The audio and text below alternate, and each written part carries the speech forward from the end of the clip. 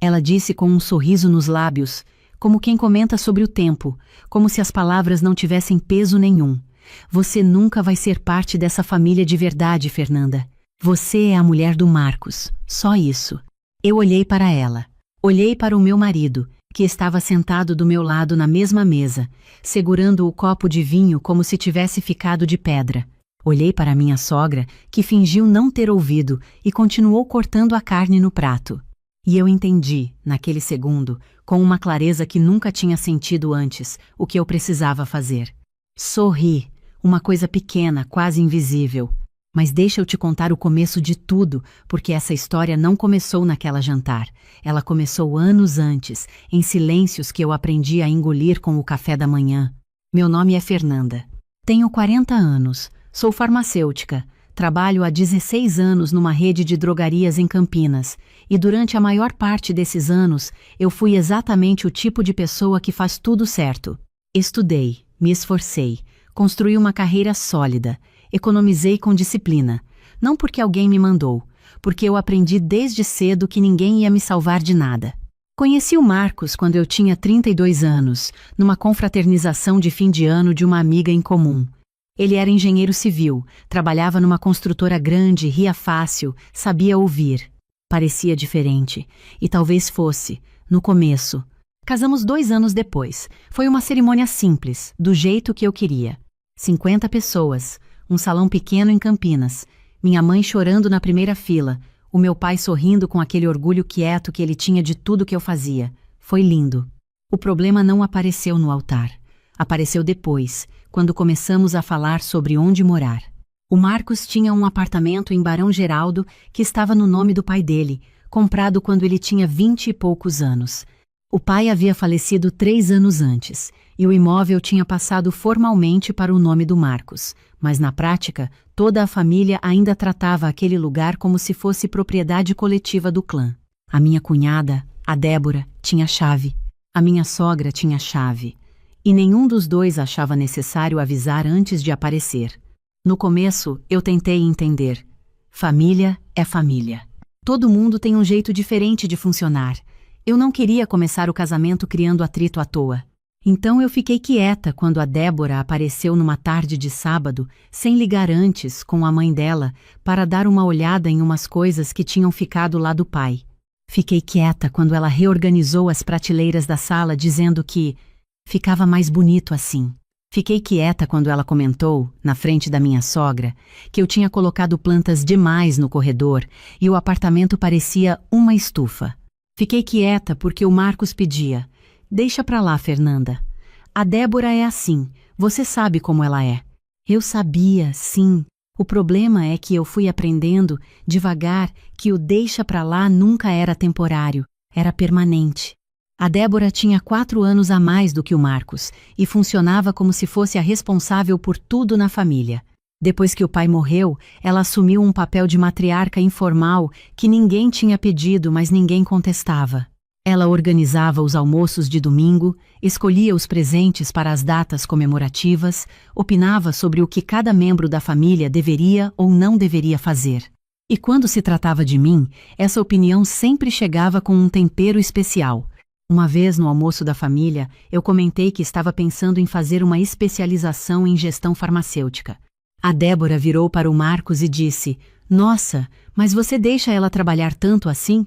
Não é melhor focar no lar agora que vocês estão casados?" Como se eu não estivesse sentada do lado, como se a minha voz não existisse naquela mesa. Outra vez, apareceu no apartamento com a minha sogra e ficou andando pelo espaço com aquele olhar de quem está avaliando um imóvel para comprar. Parou na frente de uma fotografia nossa, eu e o Marcos na viagem que tínhamos feito para o Nordeste no primeiro aniversário de casamento. Ah, essa foto ficou meio torta.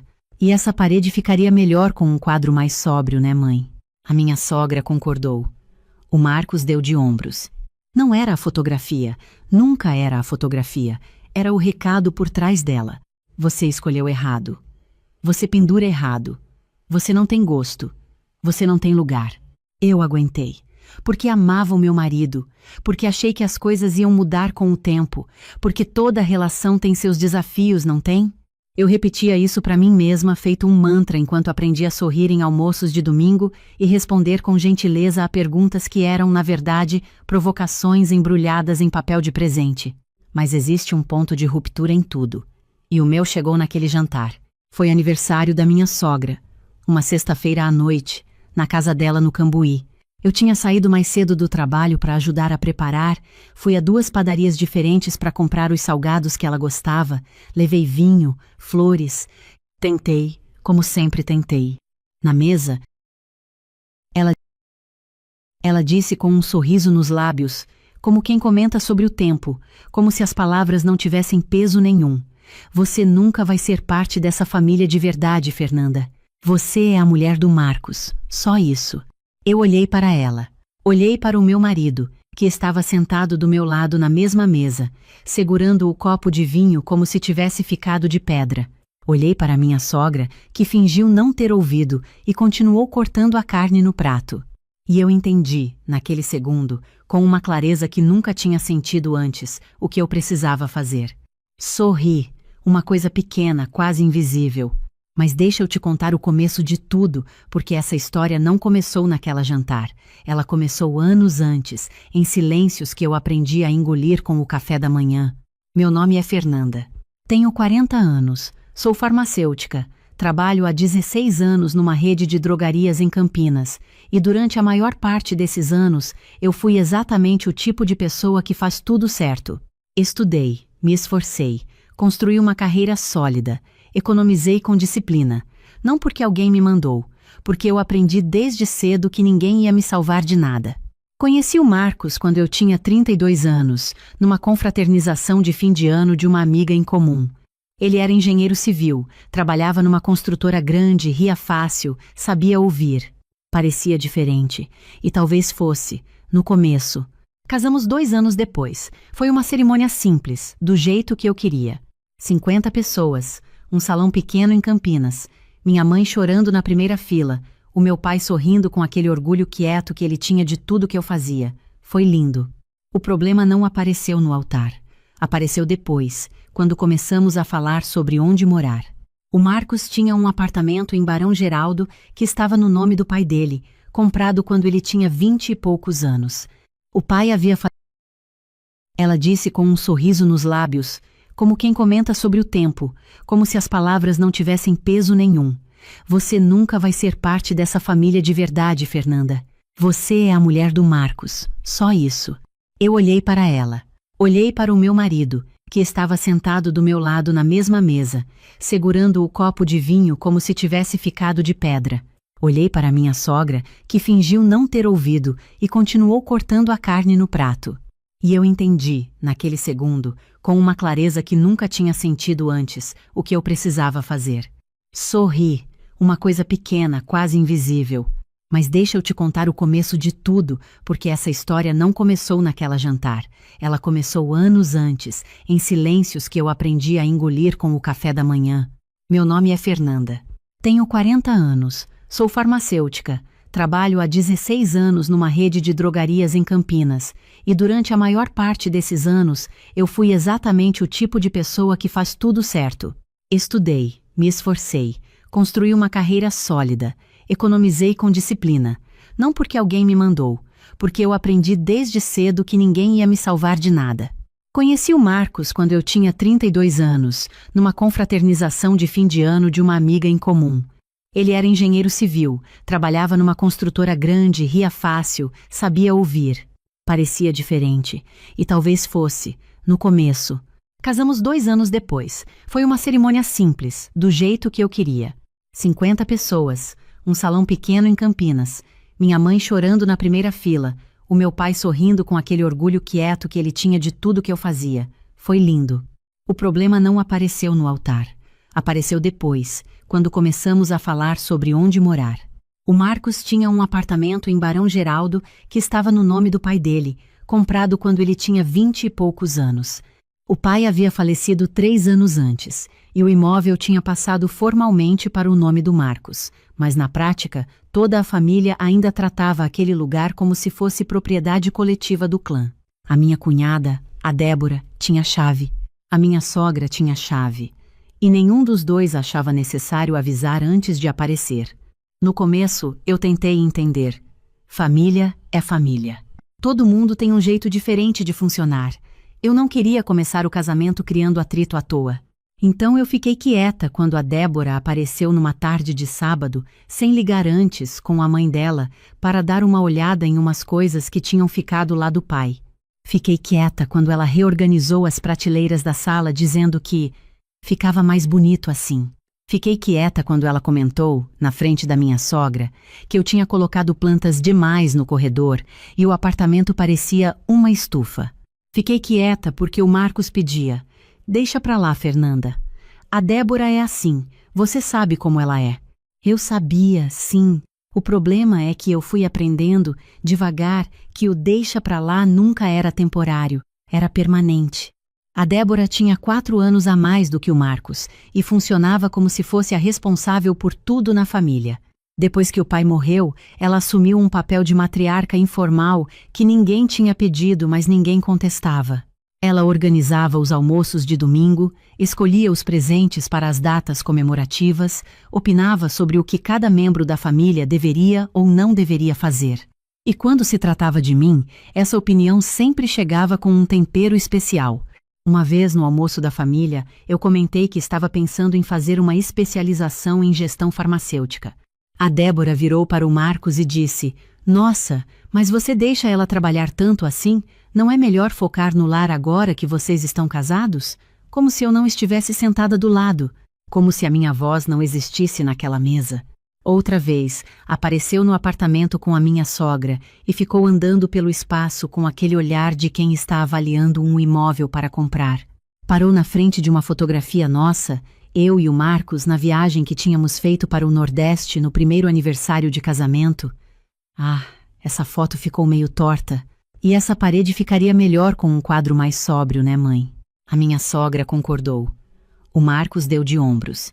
Não era a fotografia, nunca era a fotografia, era o recado por trás dela. Você escolheu errado. Você pendura errado. Você não tem gosto. Você não tem lugar. Eu aguentei. Porque amava o meu marido, porque achei que as coisas iam mudar com o tempo, porque toda relação tem seus desafios, não tem? Eu repetia isso para mim mesma, feito um mantra, enquanto aprendia a sorrir em almoços de domingo e responder com gentileza a perguntas que eram, na verdade, provocações embrulhadas em papel de presente. Mas existe um ponto de ruptura em tudo. E o meu chegou naquele jantar. Foi aniversário da minha sogra. Uma sexta-feira à noite, na casa dela no Cambuí. Eu tinha saído mais cedo do trabalho para ajudar a preparar, fui a 2 padarias diferentes para comprar os salgados que ela gostava, levei vinho, flores. Tentei, como sempre tentei. Na mesa estavam a minha sogra, o Marcos, a Débora, o marido da Débora, o Eduardo e 2 primos que eu mal conhecia. A conversa estava animada. Alguém falou sobre uma viagem que a família estava planejando para o fim do ano, uma casa alugada em Gramado, uma semana entre os parentes mais próximos. "Vou reservar para 6 pessoas", disse a Débora, olhando para a lista no celular. Eu olhei para o Marcos. Ele olhou para a mesa. 6? Eu disse. "Mas somos 7, com eu e o Marcos." A Débora levantou os olhos do celular devagar, com aquele sorriso. "Ah, Fernanda, você não entende. Essa é uma tradição da família. A gente sempre vai junto, os irmãos, a mãe, os primos mais próximos. São pessoas que cresceram juntas, que têm história. Não é uma questão de excluir ninguém, tá? É só que você nunca vai ser parte dessa família de verdade. Você é a mulher do Marcos, só isso." O Eduardo assoou a garganta. Os primos olharam para os pratos. Eu olhei para o Marcos. Ele pegou o copo de vinho, deu um gole longo e não disse nada. "Não, isso não é certo." "Não, você foi longe demais, Débora." "Não, Fernanda é minha esposa e faz parte da minha vida." Nada. Um silêncio pesado como concreto. E foi aí que eu sorri. Não foi raiva, não foi mágoa, foi clareza. Eu me levantei, agradeci a minha sogra pelo jantar, disse que estava com dor de cabeça e precisava ir. O Marcos ficou. Claro que ficou. No carro, no estacionamento, sentada no banco do motorista sem ligar o motor, eu fiquei quieta por uns 10 minutos.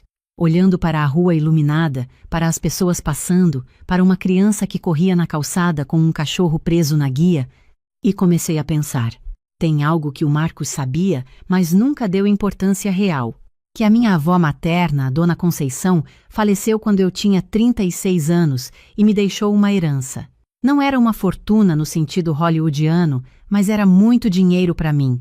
A casa dela em Ribeirão Preto, que foi vendida depois do inventário, mais as economias dela num banco que ninguém sabia direito que existia. No total, uns R$ 380 mil. Eu tinha colocado tudo em fundos de investimento. Não contei muito para o Marcos porque ele nunca perguntou com interesse real.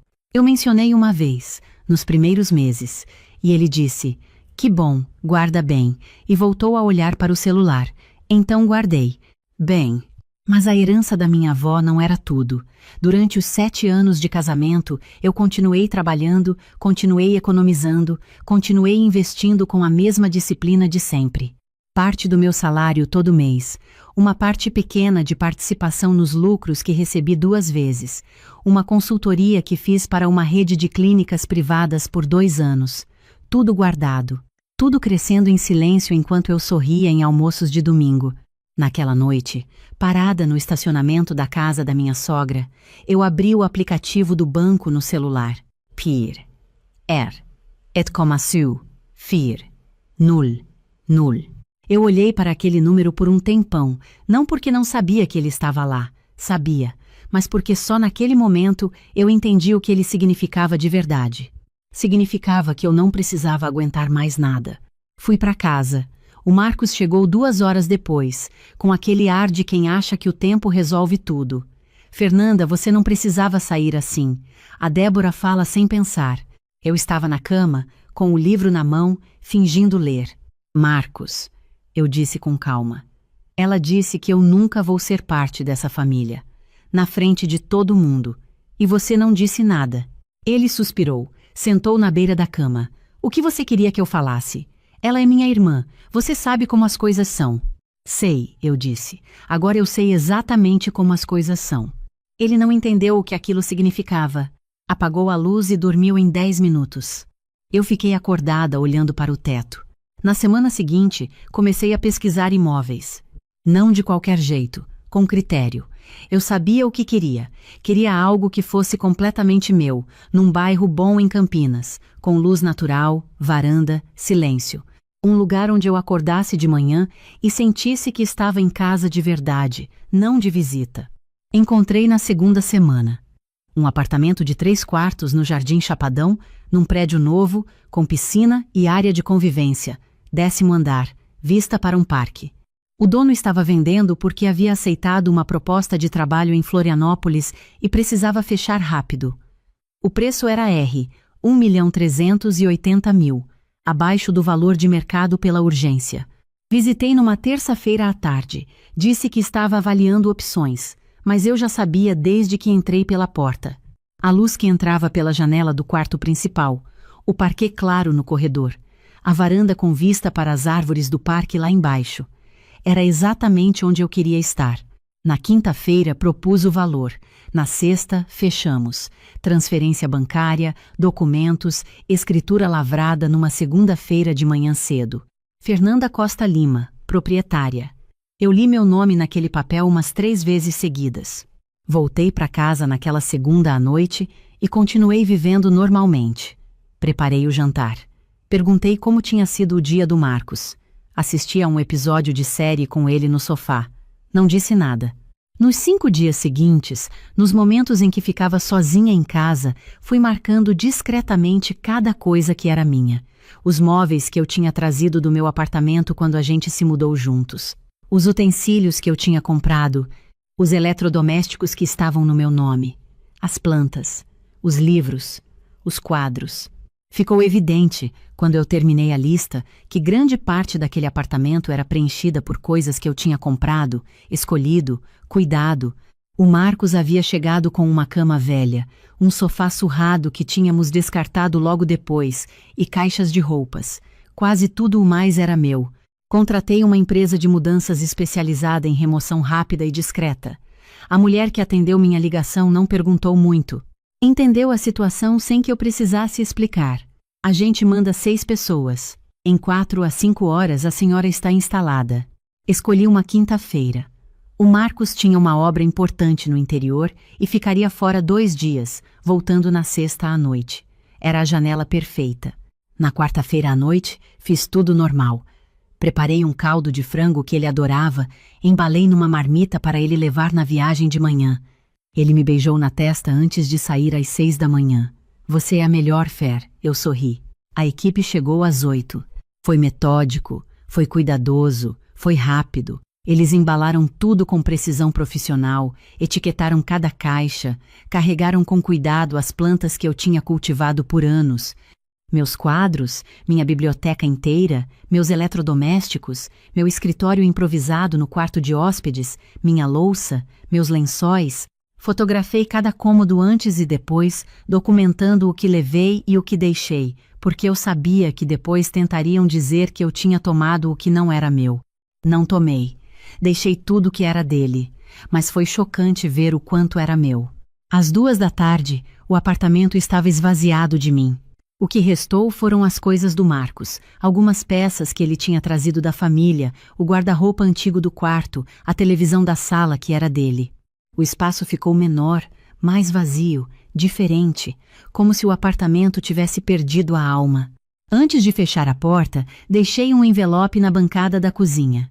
O mesmo lugar onde a Débora costumava colocar as sacolas das coisas que trazia para melhorar o apartamento. Uma escolha consciente.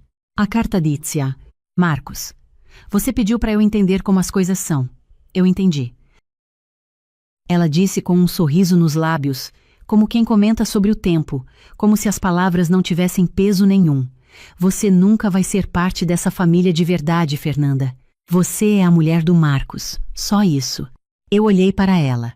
Olhei para o meu marido, que estava sentado do meu lado na mesma mesa, segurando o copo de vinho como se tivesse ficado de pedra. Olhei para minha sogra, que fingiu não ter ouvido e continuou cortando a carne no prato.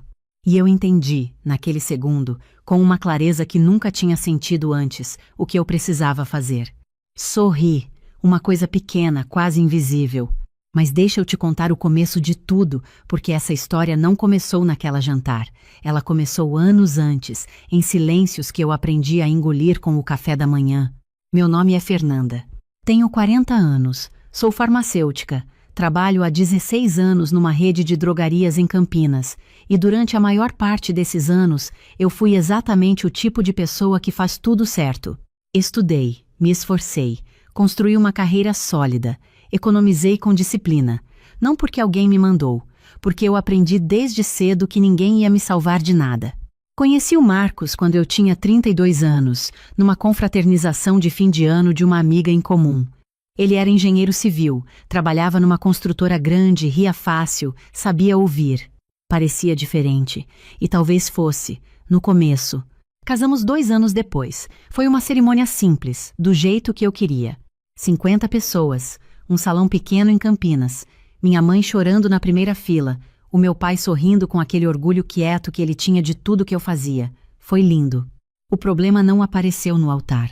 Apareceu depois, quando começamos a falar sobre onde morar. O Marcos tinha um apartamento em Barão Geraldo que estava no nome do pai dele, comprado quando ele tinha 20 e poucos anos. O pai havia falecido 3 anos antes, e o imóvel tinha passado formalmente para o nome do Marcos, mas na prática, toda a família ainda tratava aquele lugar como se fosse propriedade coletiva do clã. A minha cunhada, a Débora, tinha chave. A minha sogra tinha chave. E nenhum dos dois achava necessário avisar antes de aparecer. No começo, eu tentei entender. 2 milhões de reais. Foi o que minha mãe deixou quando fechou os olhos pela última vez. 35 anos costurando vestidos de noiva na mesma sala pequena do fundo da casa. 35 anos, com os dedos marcados pela agulha, com a coluna curvada sobre a máquina Singer que meu avô havia comprado antes de eu nascer. 35 anos acordando às 6 da manhã, dormindo depois da meia-noite, abrindo mão de férias, de viagens, de qualquer coisa que custasse dinheiro que ela achava que precisava guardar. Para mim. Ela fazia tudo aquilo para mim. Quando o advogado terminou de ler o inventário, eu não consegui falar. Fiquei olhando para os números na folha como se fossem palavras em outro idioma. 2 milhões de reais. Um apartamento quitado no centro. Uma poupança que ela foi construindo centavo por centavo durante décadas. E um fundo de investimento que ela nunca me contou que tinha. Meu marido, Ricardo, estava sentado ao meu lado naquele escritório. Vi o momento exato em que algo mudou no rosto dele. Não foi discreto. Foi como acender uma luz numa sala escura. Os olhos brilharam, a postura mudou, e ele colocou a mão sobre a minha com uma ternura que eu não sentia há muito tempo. Sofia, sua mãe era uma mulher extraordinária, ele disse, com a voz carregada de emoção. Você precisa honrar tudo que ela construiu. Pensei que era amor. Pensei que era ele me apoiando no momento mais difícil da minha vida. Eu tinha 40 anos, acabara de perder a única pessoa que sempre esteve do meu lado, e o homem com quem eu era casada há 11 anos estava me olhando com aqueles olhos cheios de calor. Eu não sabia ainda, mas ia descobrir muito em breve. Nos 3 dias após o funeral, Ricardo foi o marido que eu sempre quis que ele fosse. Chegava cedo em casa, cozinhava, ficava comigo enquanto eu chorava sem conseguir parar. Me abraçava de manhã antes de ir trabalhar. Me mandava mensagens durante o dia perguntando como eu estava. Na quarta noite, ele abriu uma garrafa de vinho tinto que guardava para uma ocasião especial. Disse que queria conversar sobre o futuro. Sobre o que faríamos com o apartamento da minha mãe, sobre os investimentos, sobre como aquele dinheiro poderia mudar nossas vidas. Sugeri manter o apartamento. Era onde eu havia crescido. Cada parede daquele lugar guardava uma memória dela. Ricardo concordou imediatamente. Claro, amor, o que você quiser. Mas então ele continuou falando. Devagar, com cuidado, como quem testa o chão antes de pisar. Disse que há anos carregava uma dívida no negócio dele que estava sufocando os dois. Que aquele era o momento de finalmente respirar. Que 2 milhões de reais poderiam quitar tudo e ainda sobrar para investir juntos, para construir algo sólido, para garantir nossa aposentadoria. Ouvi tudo sem interromper, e então disse que precisava pensar. Ele concordou de novo, claro, sem pressão, mas sorriu de um jeito que eu não gostei. Um sorriso de quem acha que o resultado já está decidido. Demorei mais 3 dias para entender o que estava acontecendo. Foram 3 dias de Ricardo chegando tarde, de conversas abreviadas, de telefone virado para baixo na mesa. 3 dias de um distanciamento sutil que ele tentava cobrir com gentilezas calculadas, um café da manhã na cama, uma flor comprada na esquina, um elogio que soava ensaiado. Na segunda semana depois do funeral, ele chegou em casa com uma pasta. Preciso que a gente converse sobre uma coisa séria, ele disse, colocando a pasta sobre a mesa de jantar. Conhecia aquele tom. 2 milhões de reais. Foi o que minha mãe deixou quando fechou os olhos pela última vez. 35 anos costurando vestidos de noiva na mesma sala pequena do fundo da casa. 35 anos, com os dedos marcados pela agulha, com a coluna curvada sobre a máquina Singer que meu avô havia comprado antes de eu nascer. 35 anos acordando às 6 da manhã, dormindo depois da meia-noite, abrindo mão de férias, de viagens, de qualquer coisa que custasse dinheiro que ela achava que precisava guardar. Para mim. Ela fazia tudo aquilo para mim. Quando o advogado terminou de ler o inventário, eu não consegui falar. Fiquei olhando para os números na folha como se fossem palavras em outro idioma. 2 milhões de reais. Um apartamento quitado no centro. Uma poupança que ela foi construindo centavo por centavo durante décadas, e um fundo de investimento que ela nunca me contou que tinha. Meu marido, Ricardo, estava sentado ao meu lado naquele escritório. Vi o momento exato em que algo mudou no rosto dele. Não foi discreto, foi como acender uma luz numa sala escura. Os olhos brilharam, a postura mudou, e ele colocou a mão sobre a minha com uma ternura que eu não sentia há muito tempo. Sofia, sua mãe era uma mulher extraordinária, ele disse, com a voz carregada de emoção. Você precisa honrar tudo que ela construiu. Pensei que era amor. Pensei que era ele me apoiando no momento mais difícil da minha vida. Eu tinha 40 anos, acabara de perder a única pessoa que sempre esteve do meu lado, e o homem com quem eu era casada há 11 anos estava me olhando com aqueles olhos cheios de calor. Eu não sabia ainda, mas ia descobrir muito em breve. Nos 3 dias após o funeral, Ricardo foi o marido que eu sempre quis que ele fosse. Chegava cedo em casa, cozinhava, ficava comigo enquanto eu chorava sem conseguir parar. Me abraçava de manhã antes de ir trabalhar. Me mandava mensagens durante o dia perguntando como eu estava. Na 4ª noite, ele abriu uma garrafa de vinho tinto que guardava para uma ocasião especial. Disse que queria conversar sobre o futuro. Sobre o que faríamos com o apartamento da minha mãe, sobre os investimentos, sobre como aquele dinheiro poderia mudar nossas vidas. Sugeri manter o apartamento. Era onde eu havia crescido. Cada parede daquele lugar guardava uma memória dela. Ricardo concordou imediatamente. Claro, amor, o que você quiser. Mas então ele continuou falando. Devagar, com cuidado, como quem testa o chão antes de pisar. Disse que há anos carregava uma dívida no negócio dele que estava sufocando os dois. Que aquele era o momento de finalmente respirar. Que 2 milhões de reais poderiam quitar tudo e ainda sobrar para investir juntos, para construir algo sólido, para garantir nossa aposentadoria. Ouvi tudo sem interromper. E então disse que precisava pensar. Ele concordou de novo. Claro, sem pressão. Mas sorriu de um jeito que eu não gostei. Um sorriso de quem acha que o resultado já está decidido.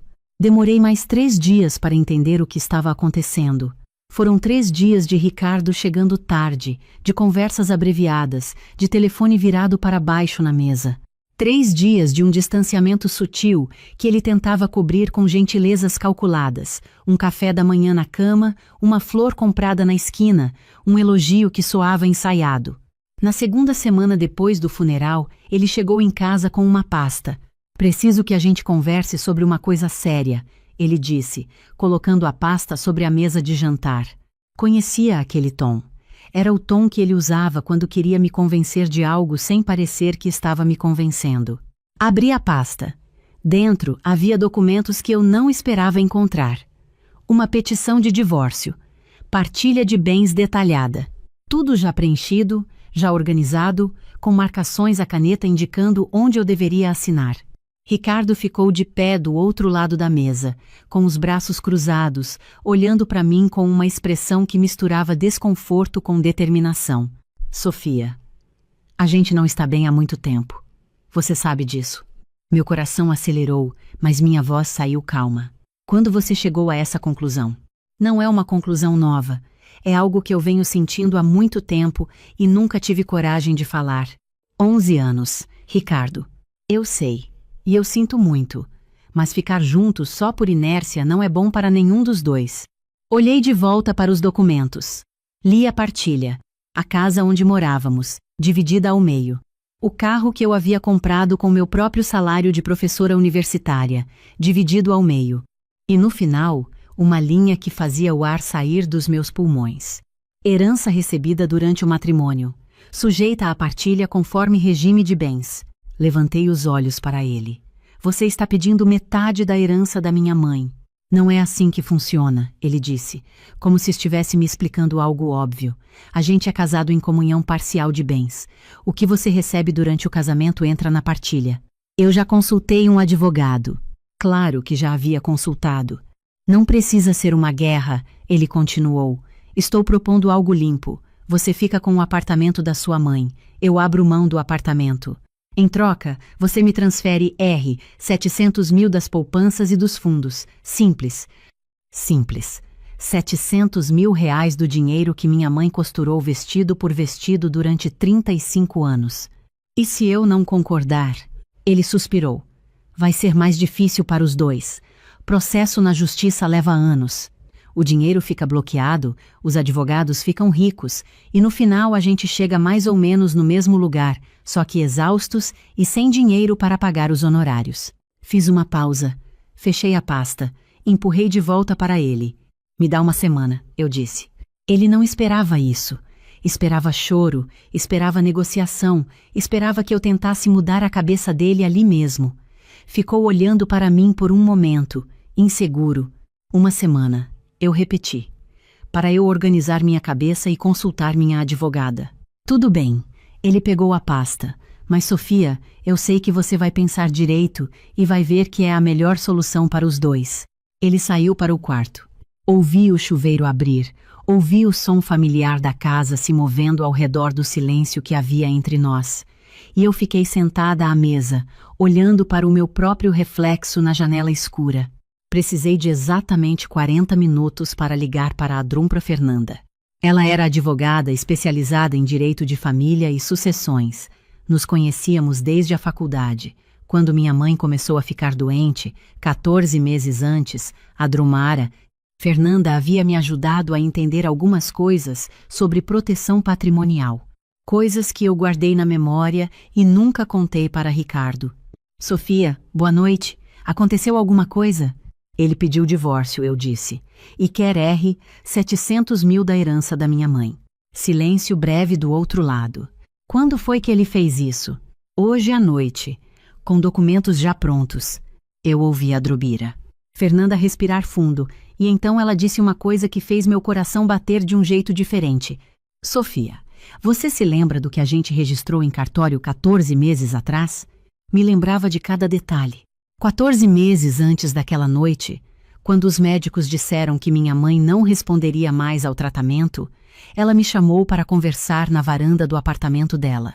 Era tarde da noite, estava frio para os padrões daqui, e ela estava enrolada numa manta que eu havia tricotado para ela quando tinha 12 anos.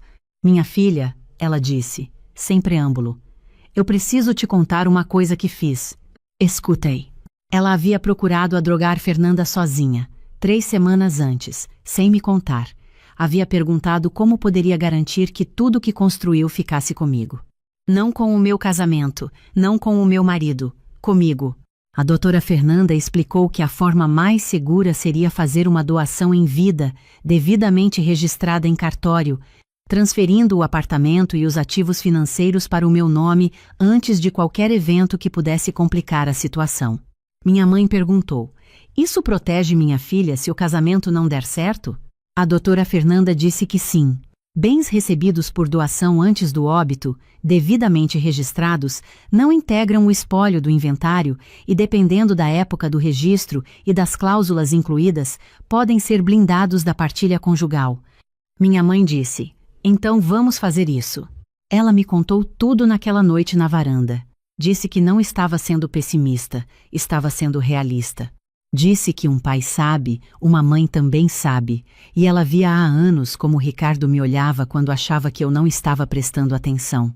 Com cálculo, com paciência de quem está esperando o momento certo. Eu protestei, defendi o meu casamento. Disse que ela estava errada. Ela pegou minha mão, pode ser que eu esteja. Mas assina, minha filha, assina por mim. Assinei. 14 meses antes de Ricardo chegar com a pasta. 14 meses antes do pedido de divórcio. 14 meses antes de ele me entregar os documentos com aquela expressão de vendedor satisfeito. O apartamento já estava no meu nome. Com uma cláusula de incomunicabilidade e impenhorabilidade que a Draro Fernanda havia inserido especificamente para proteger o bem de qualquer dissolução conjugal. O fundo de investimento havia sido resgatado, a poupança havia sido movimentada, e tudo estava registrado como doação anterior, fora do período do casamento atual, com documentação completa. Tecnicamente, não havia herança a partilhar. Havia uma doação que minha mãe havia feito para a filha dela quando ainda estava viva e em plena capacidade mental. Sofia, a doutora Fernanda disse ao telefone naquela noite. Ele pode entrar com ação, mas não tem caso. Tudo está registrado, tudo está documentado, tudo está dentro da lei. O que ele pode reivindicar da partilha é o que vocês construíram juntos durante o casamento. E o que era isso? Um carro que eu havia pago sozinha nos últimos 2 anos porque ele disse que estava sem dinheiro. Umas economias conjuntas que davam uns 18 mil. E metade do valor da casa onde morávamos, que estava financiada e que eu pagava com meu salário porque o negócio dele nunca dava o retorno que ele prometia.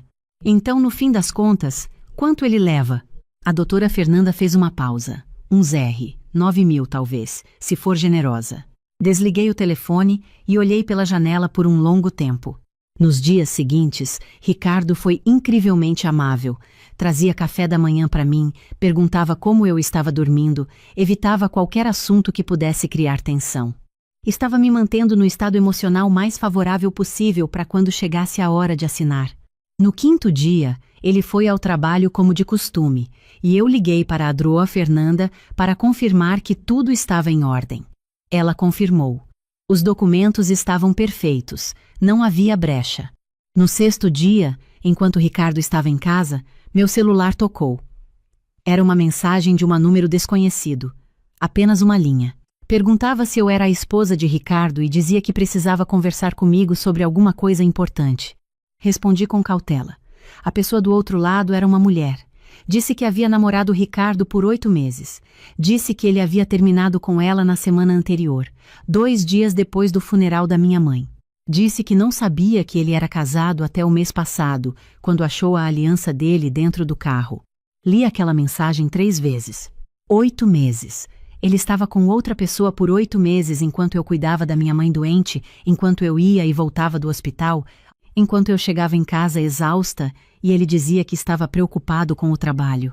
Não respondi para a mulher naquele momento. Precisei de um tempo para processar. Fui até o banheiro, botei água fria no rosto, me olhei no espelho por alguns minutos. 40 anos. 3 décadas aprendendo que a vida é uma série de escolhas e que cada escolha tem peso. Minha mãe havia feito escolhas difíceis por 35 anos. Eu havia feito escolhas difíceis por 11. E Ricardo havia feito as suas. Voltei para a sala. Ele estava sentado no sofá, mexendo no celular. Posso te perguntar uma coisa? Ele levantou os olhos. Pode. Você está com outra pessoa? Ele não respondeu de imediato. Aquele segundo de hesitação disse tudo. Sofia. Não precisa explicar. Só quero saber se é verdade. Ele colocou o celular sobre a almofada ao lado. Suspirou. Sim, eu conheci alguém. Não foi planejado. Aconteceu. Por quanto tempo? Uns 8 meses. Olhei para ele. Para aquele homem que eu havia escolhido 11 anos atrás, que havia dançado comigo no nosso casamento, que havia segurado minha mão quando minha mãe recebeu o diagnóstico, que havia chorado junto comigo em 2 perdas que a vida nos trouxe antes que pudéssemos ser pais. E ela sabe do dinheiro da minha mãe? Não tem nada a ver com ela. Não perguntei se tem a ver com ela. Perguntei se ela sabe. Ele desviou o olhar. Entendi o que aquilo significava. Tudo bem, Ricardo, eu disse. Me dá os documentos. Ele levantou os olhos surpreso. Vou assinar. Você pediu 1 semana. Já faz 6 dias. Não precisa esperar até amanhã. Ele foi buscar a pasta. Voltou com ela na mão, ainda com aquela expressão de quem não sabe bem o que está acontecendo. Eu assinava depressa demais, sem negociar, sem chorar, sem tentar convencê-lo, de nada. Peguei os documentos, li cada página com cuidado, assinei onde estava marcado, entreguei a pasta de volta. E agora? Agora você contrata um advogado e dá entrada no processo. Minha advogada vai cuidar da parte da partilha. Ele olhou para mim por um longo momento. Você está bem? Não, eu disse. Mas vou ficar. Ele saiu naquela noite com uma mala. Ouvi o carro saindo da garagem. Fiquei em pé na sala escura, ouvindo o silêncio se instalar na casa como poeira depois de uma tempestade. Então mandei uma mensagem para a Dronga Fernanda. Assinei. Pode começar. Ela respondeu com 2 palavras. Estou pronta. O processo levou alguns dias para ser formalizado. Durante esse tempo, Ricardo mandava mensagens cordiais, perguntando sobre documentos, confirmando datas, tratando tudo como uma transação comercial. Eu respondia educadamente, sempre educada, sempre objetiva. No 10º dia após a assinatura, o advogado dele ligou para a Dronga Fernanda, perguntou sobre a transferência da herança. Ela explicou, com muita paciência, que não havia herança a transferir, porque o patrimônio da minha mãe havia sido doado em vida 14 meses antes, com todos os registros em ordem e todas as cláusulas legais devidamente formalizadas. O advogado disse que aquilo não era possível. Fernanda disse que era não apenas possível, como estava completamente documentado, e que ela ficaria feliz em enviar cópias de tudo para análise. Houve um silêncio do outro lado da linha. Depois, ela me contou, o advogado disse que iam contestar, que iam questionar a capacidade mental da minha mãe no momento da doação, que iam argumentar que havia simulação. A doutora Fernanda respondeu que a minha mãe havia sido avaliada por 2 médicos e um psicólogo no dia anterior ao registro da doação, como precaução que havíamos tomado exatamente para evitar esse tipo de questionamento. Que havia laudos médicos atestando plena capacidade cognitiva, que havia testemunhas, havia notário, havia tudo. Depois daquilo, o telefone de Ricardo tocou quase sem parar durante 2 dias. Ele me ligou 5 vezes. Não atendi. Mandou mensagens longas dizendo que havia um equívoco, que ele tinha certeza de que eu ia querer resolver aquilo de forma civilizada, que ele não estava pedindo nada que não fosse seu por direito. Respondi uma vez, apenas uma. Fala com a minha advogada. Na 3ª semana, recebi uma mensagem de um número que eu não conhecia. Levei um tempo para entender que era a mulher com quem ele havia ficado esses 8 meses. Ela disse que Ricardo havia prometido a ela que depois do divórcio eles teriam condições de começar uma vida nova juntos, que ele havia falado em viagem, em apartamento, em estabilidade, que agora ele estava dizendo que não tinha dinheiro nenhum e que as coisas seriam mais difíceis do que ele havia planejado. Ela queria saber se eu poderia ao menos deixar que ele ficasse com uma parte maior da casa para que os 2 conseguissem se estruturar. Li aquela mensagem 2 vezes. Coloquei o celular no bolso. Fui fazer café. Não respondi. Algumas semanas depois, a doutora Fernanda me ligou com a atualização final. O advogado de Ricardo havia desistido de contestar a doação. Não havia base legal. Tudo estava registrado. Tudo estava documentado. Tudo havia seguido cada procedimento que a lei exigia. A partilha final havia sido concluída. Ricardo havia ficado com metade das economias conjuntas, que davam pouco mais de R$ 9.000. O carro estava no meu nome, pago com meu salário, portanto, permaneceria comigo. A casa financiada seria vendida e o saldo restante após quitar o financiamento seria dividido, o que dava a ele uma quantia modesta que mal cobriria 6 meses de aluguel. E a doação? O apartamento? Os investimentos? Intocados. Exatamente como minha mãe havia planejado. Sofia, a doutora Fernanda disse antes de desligar. Você quer saber o que me disse o advogado dele quando aceitou os termos? O quê? Ele disse que seu cliente não havia entendido o que estava assinando quando preparou os documentos do divórcio, que havia uma cláusula lá que renunciava a qualquer reivindicação sobre bens adquiridos por doação ou herança. Ele mesmo havia colocado aquilo lá para garantir que você não fosse atrás de alguma herança futura que ele pudesse receber. Mas ao fazer isso, ele renunciou formalmente ao direito de contestar a doação que você já havia recebido. Fiz silêncio por alguns segundos. Ele preparou a própria armadilha. É exatamente isso. Desliguei e fiquei olhando para o apartamento da minha mãe. Estava de volta àquelas paredes que eu conhecia de memória. A máquina Singer ainda estava no canto da sala, coberta com um pano branco que eu havia colocado no dia depois do funeral, as fotos na parede, os vasos de plantas que ela regava toda manhã antes de ligar para mim. Senti a ausência dela de uma forma física, como se houvesse um espaço no ar que pertencia a ela e que agora estava vazio. Mas também senti outra coisa, uma espécie de quietude, daquelas que só aparecem quando uma tempestade passa e você percebe que ainda está de pé. Nos meses seguintes, organizei minha vida com a calma de quem tem tempo, finalmente para pensar em cada passo. Voltei a dar aulas com mais presença. Comecei a sair mais com as amigas que havia deixado de lado durante os anos em que o casamento foi consumindo meu tempo e minha energia sem que eu percebesse. Retomei uma pesquisa. R$ 2 milhões. Foi o que minha mãe deixou quando fechou os olhos pela última vez. 35 anos costurando vestidos de noiva na mesma sala pequena do fundo da casa. 35 anos, com os dedos marcados pela agulha, com a coluna curvada sobre a máquina Singer que meu avô havia comprado antes de eu nascer. 35 anos acordando às 6 da manhã, dormindo depois da meia-noite, abrindo mão de férias, de viagens, de qualquer coisa que custasse dinheiro que ela achava que precisava guardar. Para mim. Ela fazia tudo aquilo para mim. Quando o advogado terminou de ler o inventário, eu não consegui falar. Fiquei olhando para os números na folha como se fossem palavras em outro idioma. 2 milhões de reais.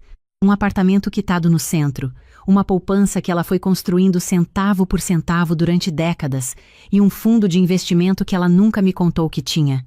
Meu marido, Ricardo, estava sentado ao meu lado naquele escritório.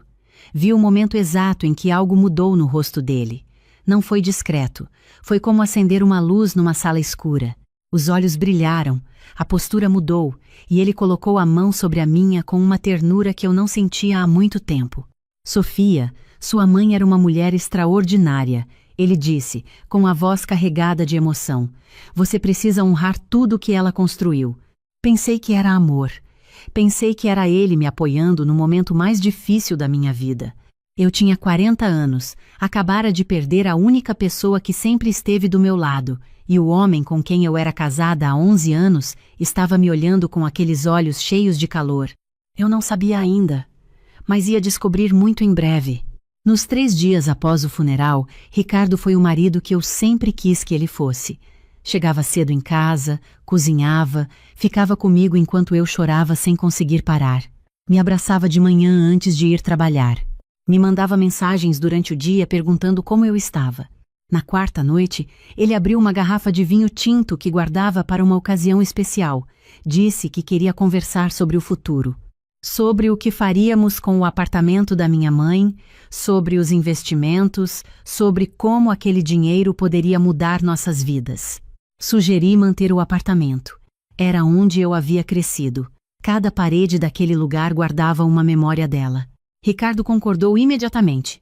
Claro, amor, o que você quiser. Mas então ele...